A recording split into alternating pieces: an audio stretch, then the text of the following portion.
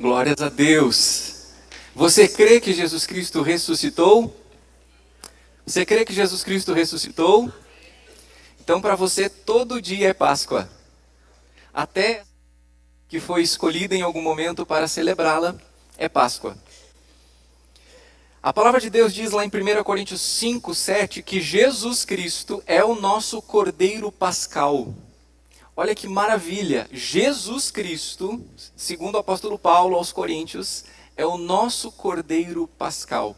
A Páscoa lá do Antigo Testamento, ela cumpriu um papel de representar uma ideia do que Jesus, o verdadeiro Cordeiro de Deus que tira o pecado do mundo, veio fazer em meu e seu favor por sua graça, bondade e misericórdia.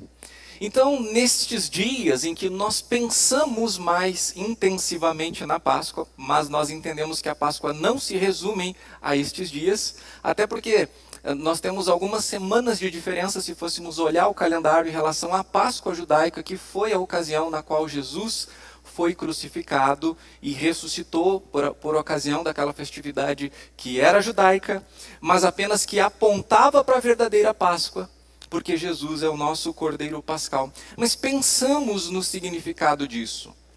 Mas sabe que a Páscoa tem muito mais a ver em Jesus ter pensado a respeito de pessoas, Jesus ter em sua mente e o seu coração um plano muito maior do que os nossos pensamentos sobre o que a Páscoa significa ou sobre a própria pessoa do Senhor Jesus.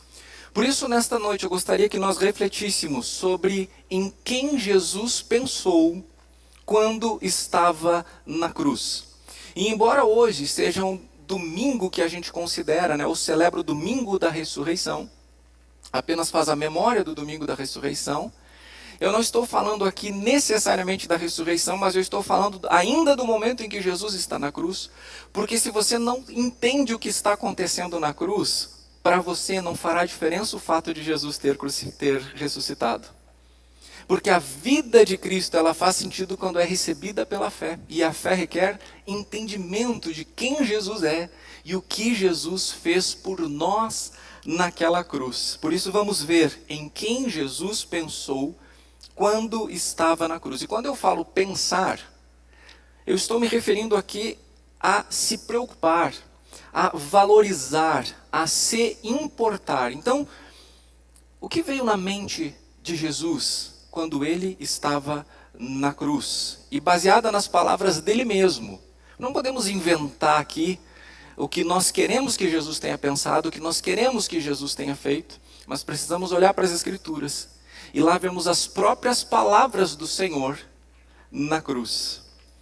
E aí então nós vamos perceber o quanto o amor dele é abrangente, é atencioso e insuperável. Jesus pensou em quem não pensou nele.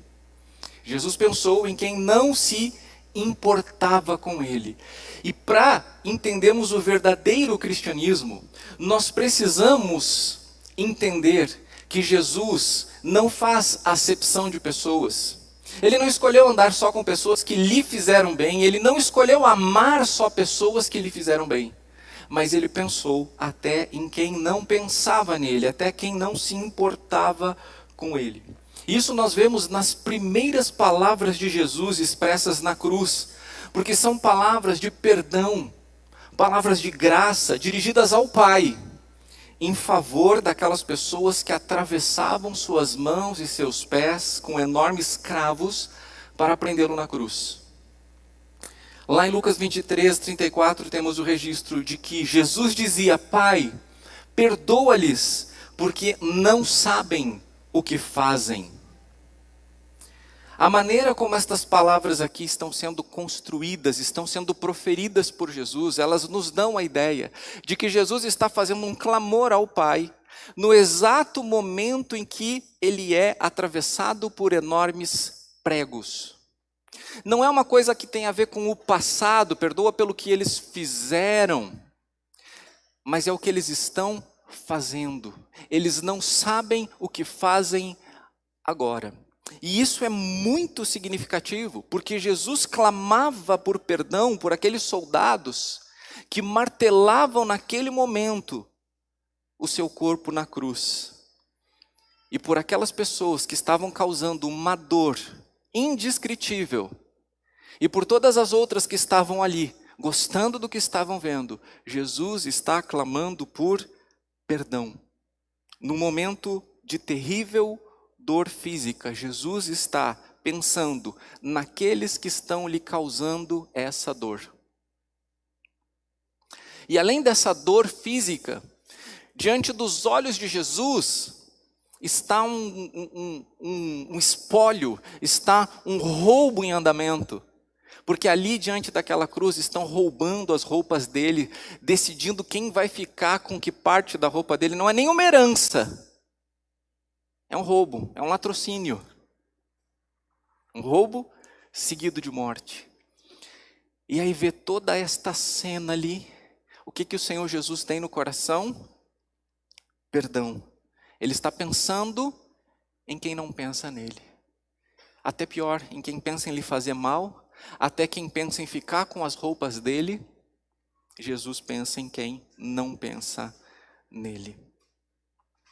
Jesus também pensou em quem ninguém pensava. Com quem ninguém se importava. Jesus foi crucificado, você sabe, entre dois criminosos. Pessoas que todos consideravam que deviam morrer, porque era um problema para a sociedade. Então, é melhor que morram, porque são uma ameaça, são um problema, são transtornos para nós. E é muito difícil que alguém olhe para essas pessoas e veja ela como pessoas que foram criadas por Deus, à imagem e semelhança do Senhor. Pessoas que Deus decidiu chamar à existência na eternidade, colocou a sua própria marca de imagem e semelhança, mas quando são um problema para nós as queremos longe. Mas Jesus pensou em quem ninguém mais pensava. Jesus se importou com quem ninguém mais se importava. Jesus não viu ali ao seu lado apenas criminosos, ele viu seres humanos criados pelo Pai e um deles pediu misericórdia. Lucas 23, 42. E acrescentou este criminoso: Jesus, lembre-se de mim quando você vier no seu reino. Jesus lhe respondeu: em verdade lhe digo, que hoje você estará comigo no paraíso. Esse camarada ainda está pedindo uma misericórdia lá para o futuro. Lembra de mim quando tu vieres. E Jesus diz: hoje. Você não vai precisar esperar. Hoje mesmo estarás comigo no paraíso. Depois de toda a afronta que Jesus sofreu nesse mundo, em poucas horas ele estaria restituído de sua glória, de seu esplendor. Ele podia se consolar na Trindade com os anjos no céu e deixar tudo e todos os que passaram para trás. Mas ele não deixou. Ele não deixa. E ele nunca deixará de pensar naqueles que clamam pelo seu nome. Sejam quem forem. Porque Jesus pensa até em quem ninguém pensa. Jesus também pensou em sua família e em seus amigos. Havia muitas pessoas ao redor daquelas cruzes, porque ocasiões como essa atraíam muitos curiosos.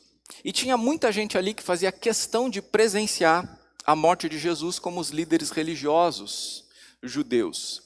E além disso, por ser uma condenação, uma execução judicial de condenados, estavam ali autoridades e soldados romanos. No meio de tanto olhar de reprovação, de raiva, de zombaria, Jesus vê alguns rostos familiares, alguns rostos conhecidos, e ali ele reconhece sua mãe humana, Maria, e um de seus discípulos, João.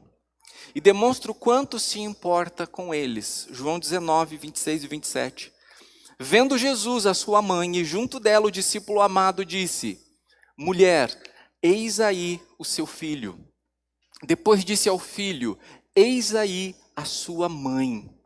Dessa hora em diante, o discípulo a tomou para casa. Perceba que Jesus veio para salvar o mundo, uma missão gigantesca, mas ele não deixou de pensar naqueles que estavam ao redor.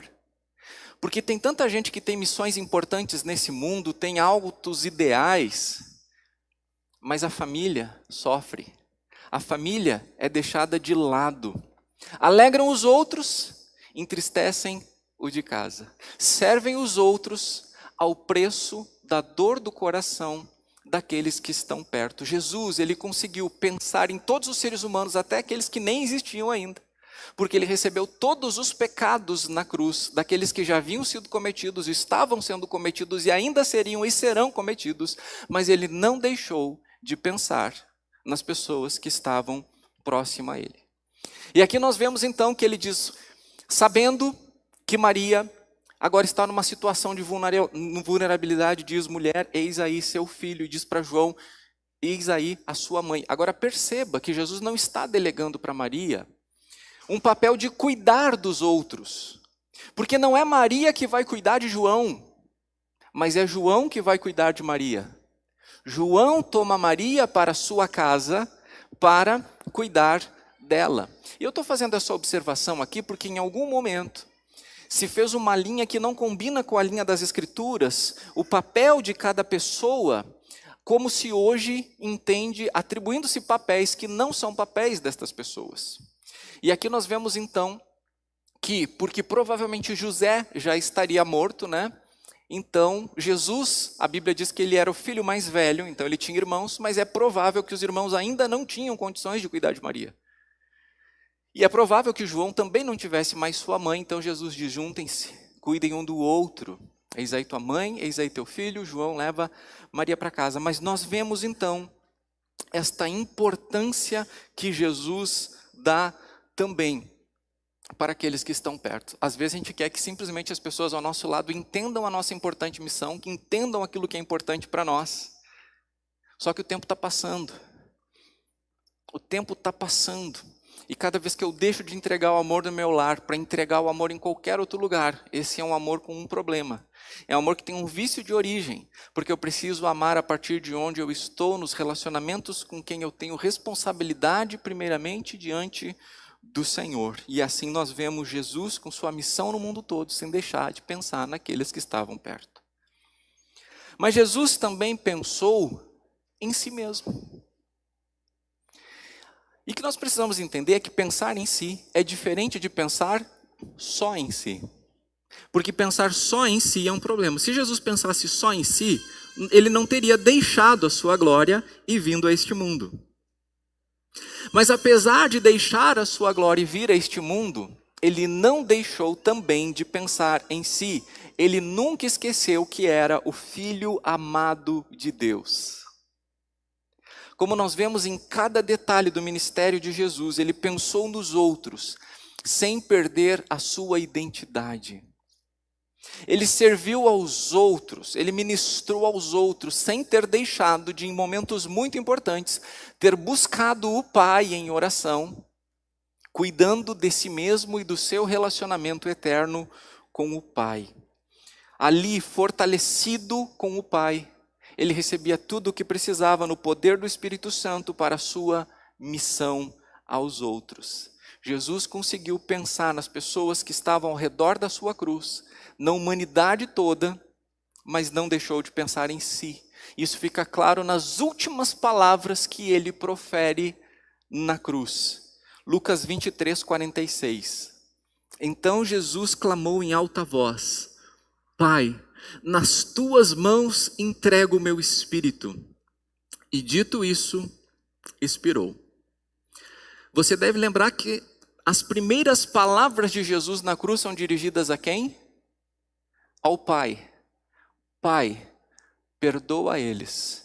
Então as primeiras palavras de Jesus ao Pai na cruz é em relação às outras pessoas. Mas as últimas palavras de Jesus na cruz também são em direção ao Pai, mas em favor de si mesmo. Pai, perdoa-lhes, acolhe eles, recebe eles, primeiras palavras da cruz. E últimas palavras da cruz, Pai, me acolhe, me recebe, estou me entregando, estou entregando o meu espírito nas tuas mãos. Muitas pessoas fazem o bem nesse mundo, são envolvidas em muitas causas nobres nesse mundo. Se importam até com as pessoas, mas não têm esse relacionamento pessoal com o Pai Celestial. E isso é um problema. Porque sem esse relacionamento pessoal com o Pai, sem essa entrega do seu espírito a Deus, não haverá uma eternidade junto com Deus. Jesus, demonstrando toda a confiança no Pai, sabe que por mais difícil que está sendo aquilo que está acontecendo com ele, toda aquela dor terrível, emocional e física que ele está passando. Você lembra que pouco tempo antes ele estava no jardim dos Getsêmanis dizendo que ele tinha uma tristeza mortal, uma tristeza e uma angústia profunda. E é assim que ele está na cruz, mas ele sabe o que vem depois, porque ele confia naquele para quem ele está entregando o seu espírito. Então, em seu último ato na cruz, Jesus toma o cuidado de, assim como apresentou os outros ao Pai, apresentar a si mesmo. De nada adiantaria ele ter levado muitos à fé e sucumbir nos últimos instantes da sua vinda terrena. E para concluir, eu gostaria de encorajar cada um de nós a pensar como Jesus. A pensar no que Jesus pensou, em quem Jesus pensou. Porque uma coisa que nós desejamos é termos a mente de Cristo. Como é que você sabe que você tem a mente de Cristo? Porque você pensa igual. Eu e a Paula, nós temos algo tão maravilhoso entre nós que a gente tem uma telepatia romântica. Mas é incrível, gente, é incrível mesmo. Quando ela pensa alguma coisa, ou eu penso alguma coisa, a gente aparece com aquilo que o outro estava pensando. E eu acho isso um presente de Deus que a gente tem a oportunidade de desfrutar. É algo realmente que nos alegra e economiza bastante energia, porque é só pensar e vai aparecer. Tem sido assim, né, nestes 15 anos, mas nos últimos anos isso tem acontecido com mais frequência. Como é bom quando a gente pode desfrutar desta sintonia de mente, desta sintonia de coração. Agora, nós conversamos um com o outro, a gente acaba sabendo do que um gosta, o que o outro não gosta, e esse diálogo, esta conversa, esse se importar um com o outro, este estar junto vai nos trazendo afinidade. Então, se eu tiver afinidade com o Senhor Jesus Cristo, se eu tiver um relacionamento pessoal profundo, diário, constante com Ele, eu serei impregnado com a sua mentalidade, com o seu jeito de ver as coisas. E aí eu poderei ter a mente de Cristo. Quando eu me coloco constantemente diante dele em oração, derramando o meu coração diante do Senhor Jesus, e quando eu estou ali nas Escrituras Sagradas, lendo sobre ele, aprendendo sobre ele, sendo espiritualmente alimentado por ele. Porque sem ler as Escrituras, você não tem como saber se a sua mente é a mente de Cristo. É impossível. Porque como é que eu sei como Cristo pensa? Bom, eu preciso conhecer o que ele falou, o que ele ensinou, o que ele fez. E quando o meu pensamento combina com isso, aí então eu posso entender que eu tenho a mente de Cristo. Na verdade, ela nos foi concedida, certo? O apóstolo Paulo diz que nós temos a mente de Cristo, mas ter não significa usar, não é verdade? Ter uma coisa é diferente de usar. E usar uma coisa é diferente de usar bem esta coisa. Então é a prática que nos torna bons naquilo que nós fazemos. Eu gosto de lembrar, aquilo que a gente faz sempre, a gente se torna bom, não é verdade? Então se você só reclama, você fica bom em reclamar.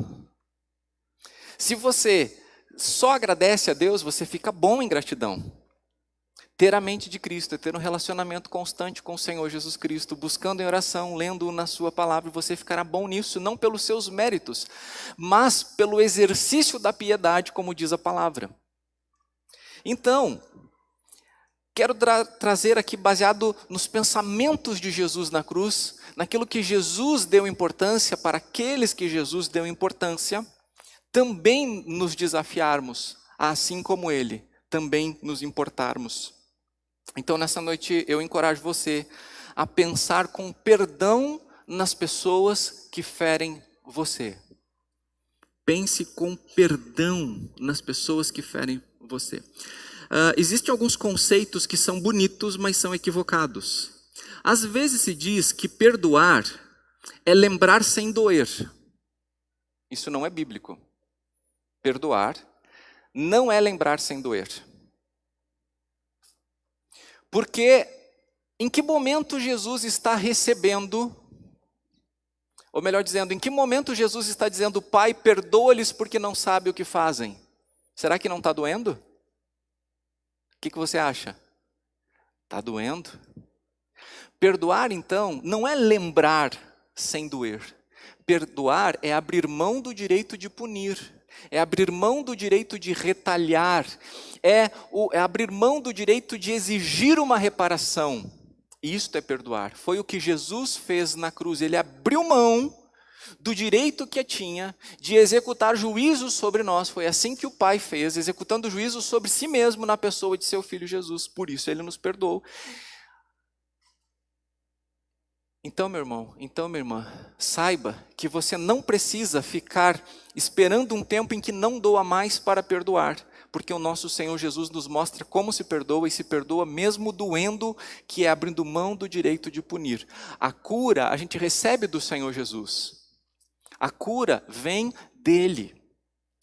Então, se você esperar que as coisas simplesmente passam, deixa eu dizer uma coisa para você. Você pode quebrar um osso, desejo que não aconteça, e em algum momento esse osso pode calcificar de um jeito e você acha que fica bom. Mas se ele não calcificar do jeito certo, naquele momento talvez você até não tenha dores, mas lá na frente aquilo vai gerar um desvio na sua coluna. Lá na frente aquilo vai trazer um desequilíbrio para o seu corpo e vai começar a doer talvez outra parte do seu corpo. Ou talvez até aquela lá. Então não é porque não está doendo que está bom. Às vezes não está doendo, mas está gerando um problema que lá na frente vai derrubar. Percebe? Então esqueça a relação de perdão e dor. Às vezes a dor faz parte do processo de recuperação. Às vezes a dor faz parte do tratamento. Então não retenha perdão mesmo enquanto doa. Diga, Senhor, está doendo muito o que essa pessoa fez para mim, está doendo demais. Pode até dizer, eu não tenho vontade de perdoar, mas pela fé eu quero perdoar. Então eu quero ficar livre de ser um carrasco para esta pessoa, de bloqueá-la, de excluí-la, de eliminá-la, de retalhá-la, de exigir. Assim como o Senhor Jesus perdoou, eu quero perdoar. Irmãos, porque quando a gente não perdoa, é um caminhão de pecados que vem junto com esse não perdão. Não só em relação a desejar ou não o mal de outras pessoas, mas como que a gente acaba se comparando com as outras pessoas ao nosso redor. Como que a gente se sente em relação a elas. Durante muito tempo, uma pessoa que me feriu muito, eu não necessariamente desejava o mal dela, mas eu queria subir na vida para mostrar onde eu cheguei e como eu superei ela. Pensa. Eu não tinha o pecado do ódio, da raiva dela, mas eu fui para o outro lado sem perceber, que é o pecado da soberba, da vaidade, do orgulho, da arrogância. Então eu entendi que de fato eu não tinha perdoado. E aí eu tive que dar passos atrás para poder conceder verdadeiramente o perdão. É o que Jesus nos ensina. Segundo, pense com misericórdia em quem sofre desprezo. Ali nós tínhamos 2 criminosos, e Jesus, para aquele que clamou pelo seu nome, se o outro também tivesse clamado pelo seu nome, seria ouvido, mas aquele decidiu praguejar até o último instante. Mas aquele que disse, tem misericórdia de mim, recebeu a misericórdia pela qual clamou. E era um criminoso, uma pessoa que todo mundo foi lá para ver morrer, mas Jesus foi lá para fazer viver.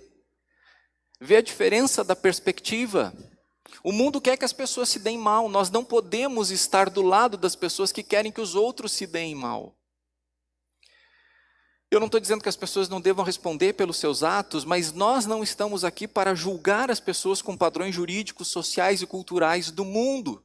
Nós não devemos nos juntar àqueles que querem a morte, a destruição e a vingança. Nós temos que ter um olhar de misericórdia e compaixão. E eu tinha compartilhado com a igreja domingo passado que eu considero que ter recebido depressão foi um presente que Deus me deu, porque Ele me ajudou a enxergar as coisas de uma perspectiva que eu simplesmente não conseguia enxergar antes. E ver a dor das outras pessoas agora ganhou um outro significado para mim, porque você enxerga lá um ser humano. Você não fica gerando desculpas para não ajudar, ou gerando histórias para dizer que aquela pessoa merece viver aquele sofrimento que ela está sofrendo. Eu vou trazer um exemplo aqui. Quando a gente anda pelas ruas aí e vê pessoas, moradores de rua, bebendo cachaça ou pedindo dinheiro para beber cachaça, nós normalmente com muita facilidade pensamos assim, eu não vou dar dinheiro porque isso aí vai gastar em cachaça, para bebida. E aí a gente acha que esse é o fim da história. Esse não é o fim da história, é só como a história se mostra. Hoje, quando eu olho para uma pessoa assim, com uma garrafa de cachaça na mão, eu fico pensando na necessidade que em algum momento ela achou que tinha de começar a beber. E que ela continuou a ter porque a situação dela não mudou para melhor. E aconteceu ainda pior, aquilo ainda viciou ela. É a necessidade de não ver a realidade e a necessidade agora química no seu corpo. Mas, irmãos, nos momentos em que a depressão pega mesmo, no momento em que parece que não há um pingo de alegria, se tivesse uma coisa mágica que me desse assim, ó, toma isso aqui e tu vai te alegrar na hora, ou então tu vai esquecer disso. Vão se passar alguns dias ou algumas horas, e nestas horas tu não vai ter nada desse sentimento ruim. Ah, me dá. Agora imagina que a pessoa não tem a condição de ir ao médico, não tem a condição de, por conta disso, também fazer um tratamento ou comprar medicação, mas tem uma coisa ali que ela pode tomar e não sentir frio de noite, e esquecer um pouco que ela está morando na rua, e esquecer um pouco de toda a dor, toda a desesperança, todo o sofrimento. Eu tomaria. Hoje a conclusão que eu tenho é que eu estaria na rua pedindo dinheiro para tomar cachaça. Se fosse o recurso que eu tivesse, sem ter a fé no Senhor Jesus Cristo, sem ter as possibilidades que eu tenho hoje. Então, obrigado, Senhor, pela depressão, porque tu me fazes ver um ser humano lá, usando os recursos que ele tem e acabando sendo escravizado pelos recursos que ele buscou. Eu e você temos que olhar diferente. Eu não quero que Deus dê depressão para a igreja, na Igreja Batista da Depressão, não. Em nome de Jesus, não. Mas olhe pelos olhos de quem está enxergando uma realidade que lá no fundo vê o ser humano. Vê o ser humano. Meus irmãos, Jesus Cristo, Ele se tornou humano, e quando Ele se tornou humano, Ele sentiu o que é ser humano. Ele sentiu a dor, Ele sentiu a angústia, Ele sentiu o sofrimento, Ele olhou nos olhos. E por isso que o autor aos Hebreus diz que ele é um perfeito sumo sacerdote, porque passou pelo que nós passamos e pode se compadecer de nós. Então, quando você sofre, Jesus sabe o que você está passando. Quando você tem angústia, Jesus sabe o que você está passando, porque ele também sentiu. Quando você é tentado, ele sabe, porque ele também foi tentado, mas não pecou. Ele sabe, ele se identifica. Por mais que você se sinta sozinho, por mais que você se sinta desamparado, há alguém que vê você. E esse alguém é Jesus. Ele sabe, ele entende, ele te acolhe. Ele pensa em você com misericórdia. Espalhe esse olhar de misericórdia pelas pessoas ao seu redor. Eu não estou dizendo, não vai entender errado, né? Que agora eu estou dizendo para você sair dando dinheiro para as pessoas beberem cachaça. Mas que você tenha um olhar de misericórdia. Que você tenha um olhar de compaixão. E quem sabe que você faça alguma coisa a respeito. Terceiro, pense com atenção em sua família e em seus amigos. A começar por casa. Sabe o que 1 Timóteo 5,8 diz? Que aqueles que não cuidam da sua própria família é pior do que um descrente. Aquele que não cuida da sua família é pior do que um descrente. Eu já vi pessoas dizerem que têm paixão pelas almas, mas que não conseguem ter um relacionamento de amor e proximidade dentro do próprio lar. A sua casa, a sua família tem que ser um lugar vibrante de fé, de amor, de esperança. Tem que ser um refúgio, tem que ser uma ilha em meio ao mar deste mundo tenebroso que nós estamos vivendo. Ali precisa repousar a paz do Senhor Jesus Cristo. E o seu papel nisso é muito, muito, muito, muito importante. Eu sei que relacionamentos são difíceis. Mesmo eu e a Paula, com tantas coisas de amor que nós temos entre nós, às vezes as coisas não ficam fáceis. Pelo contrário, às vezes as coisas são difíceis, porque relacionamentos humanos são complicados. Mas não desista de pessoas. Não deixe ninguém na sua casa dormir desapontado, dormir triste, dormir chateado, dormir com raiva, sem você dizer, eu amo você. Nesse momento eu não consigo oferecer nada melhor, nenhuma alegria aqui, porque eu também estou triste. Mas saiba, eu amo você. Vai dar certo, nós vamos passar por isso juntos. Reafirme o amor na tua casa, na tua família.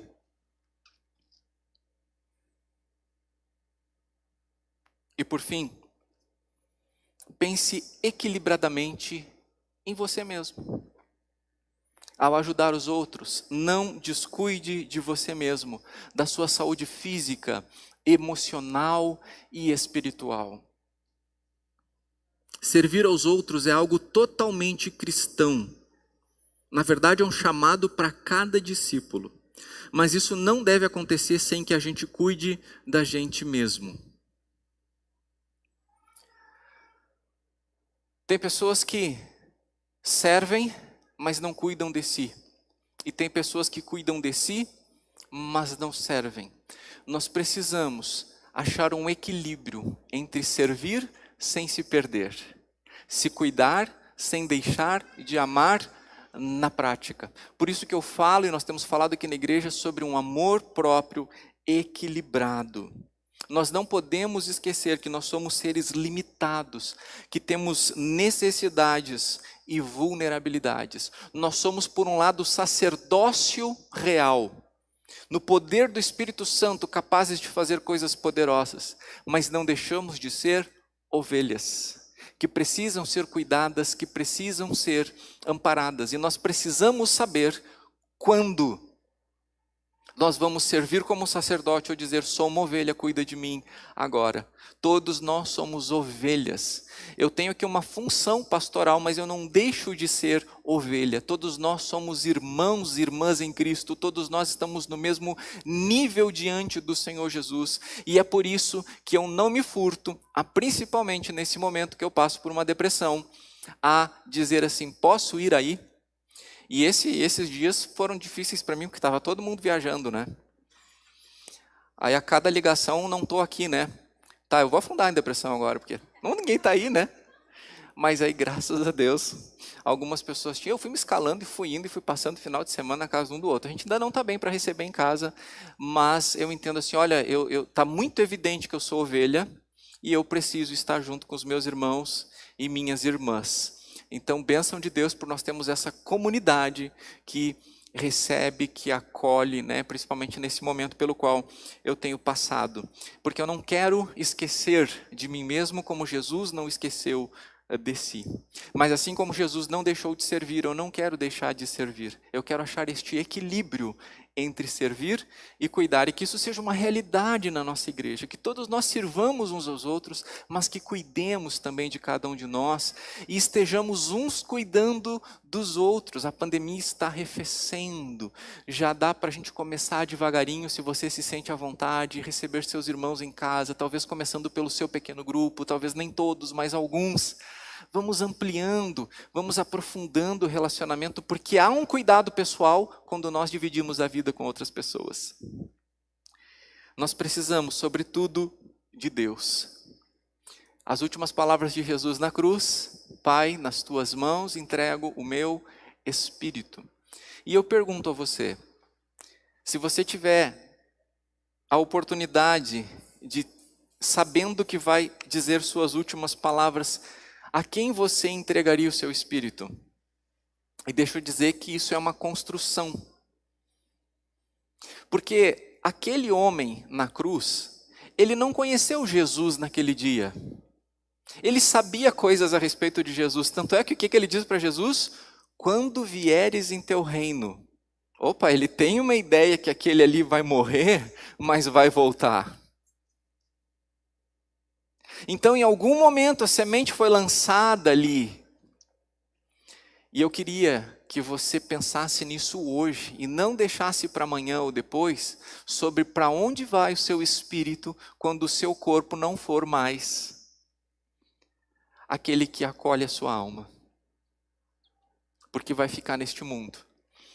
Nós vamos cantar uma canção agora que fala sobre a obra de Cristo na cruz, que nós contemplamos. E enquanto nós cantamos essa canção, eu gostaria de convidar você a pegar um desses cartões que tem aqui na frente, não é um envelope, é o cartão comprido, e registrar aqui um pedido de oração para durante a semana nós orarmos por você. E deixa eu dizer que fantástico, na quarta-feira eu vou orar por esses pedidos, mas na quarta-feira também um grupo de oração vai estar aqui, orando por cada pedido colocado aqui. Então tem gente que vai se importar, vai orar por você, pelas pessoas que você colocar o nome aqui. Mas talvez, hoje, você está entendendo de um jeito que nunca entendeu antes quem é Jesus e o que ele veio fazer e que ele pensou em você.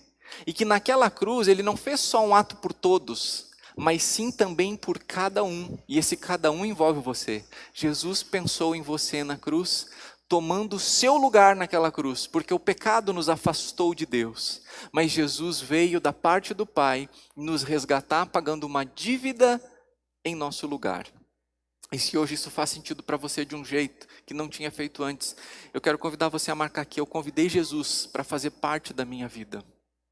Talvez você já tomou essa decisão tempos atrás e você quer fazer como estes juniores, como Daniel fez, e se batizar, como Jesus fez há 2000 anos atrás. Marca aqui, quero me batizar. Talvez você queira só entender um pouco melhor sobre isso. Eu queria convidar você a marcar aqui, gostaria de entender melhor a Bíblia. Talvez você já é batizado, mas não está congregando em alguma igreja, talvez já está congregando há um tempo aqui conosco e quer se tornar membro da nossa família na fé aqui. Marca, eu quero me tornar membro da igreja. Ou quem sabe você está vivendo um momento mais difícil de lidar com isso. Nós temos aqui uma equipe, nós temos um pastor de cuidado pastoral, pastor Josiel. Marca aqui, gostaria de um atendimento pastoral. Coloca teus dados aí. Se você é membro da igreja, não precisa colocar todos os teus dados, só teu nome. Mas se você nos visita, se você não é membro da igreja, coloca o teu WhatsApp, para eu poder mandar uma mensagem para você. Tá bom? Enquanto nós cantamos, preenche esse cartão, dá uma olhada nele, só por curiosidade. E antes de ir embora, entrega lá naquele balcão, não precisa dar satisfação nenhuma, é só entregar o cartão. Tá bom? Você pode ficar sentado enquanto escreve, depois pode se colocar em pé. Se você já preencheu ou não vai preencher, já pode se colocar em pé para a gente cantar junto essa canção.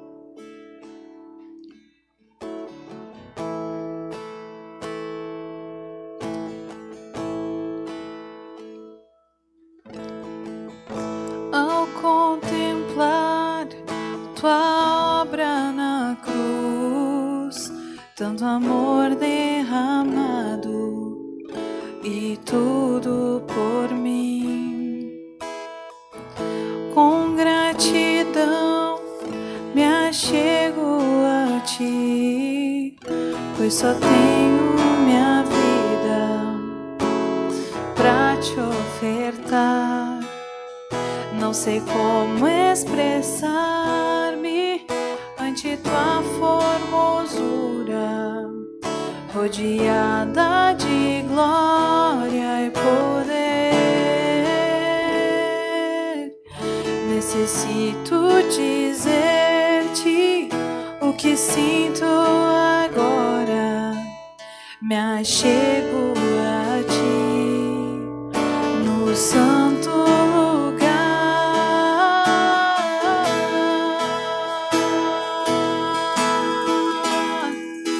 Precioso Jesus, meu Redentor,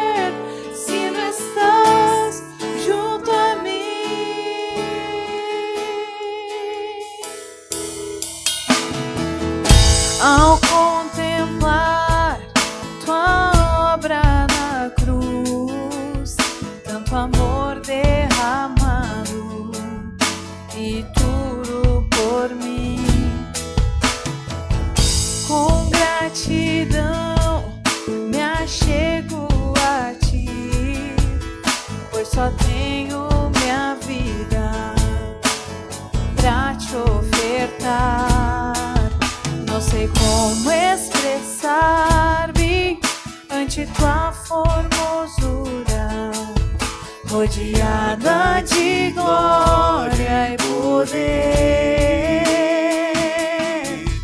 Necessito dizer-te o que sinto agora. Me achego a ti, Jesus, no santo lugar.